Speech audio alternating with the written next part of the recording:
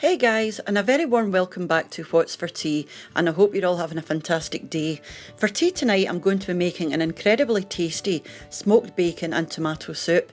Guys, if you like the flavour of smoked bacon and tomato, you're going to love this. But like most of the things I share with you guys, you know, it's so simple but delicious.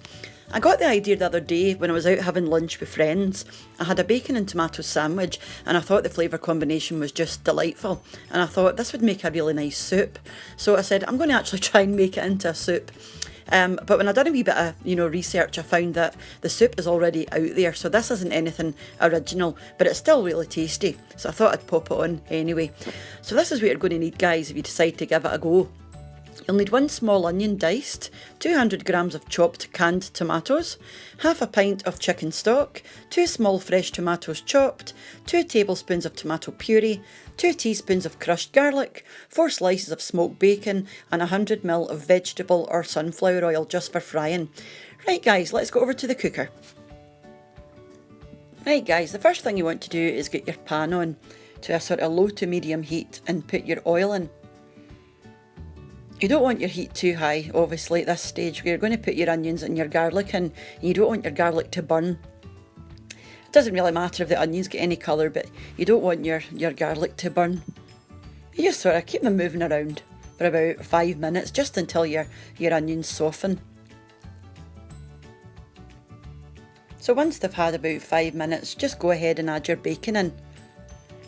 You cook your bacon for as long as you like, but I like mine quite well done, because bearing in mind you're going to blend this at the end, so you don't want sort of uncooked bacon fat getting blended through your soup, because I don't think the texture will be very nice. So I've just cooked mine until I've got a wee bit of colour around the edges. And then once it's at the sort of the way you want it, you just go ahead and add your chicken stock. And then to that, you just want to add your fresh tomatoes and then your puree, and just give the whole thing a good stir round.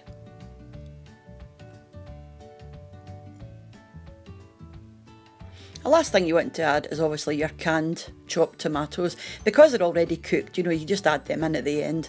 It's really just for colour, I think, more than anything else.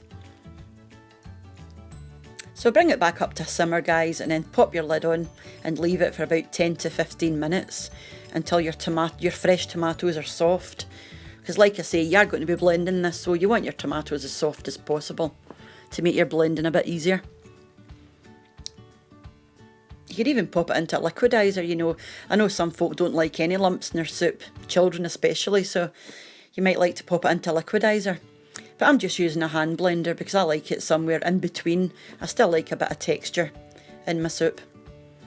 Or, I mean, if you like a really chunky soup, you could just skip the blending altogether. It's up to you. So this has taken about 4 or 5 minutes to get it about halfway blended. And I think I'll just stop here because that looks perfect to me. It's lovely and creamy as well. And I haven't added any milk or any cream or anything. It doesn't need it, but you could obviously add cream if you wanted.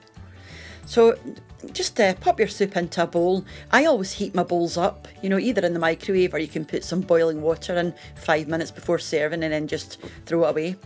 I've just added some basil on top and some croutons, and I've served that with some warm crusty bread or a crusty roll, and it was fab. So that's it, guys, and I just want to say thank you very much again for popping by.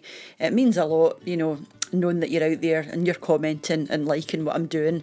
It makes it all worthwhile, and it's so nice seeing your sort of returning comments. A lot of you guys, I see the same faces and the same names coming back, so it's so nice.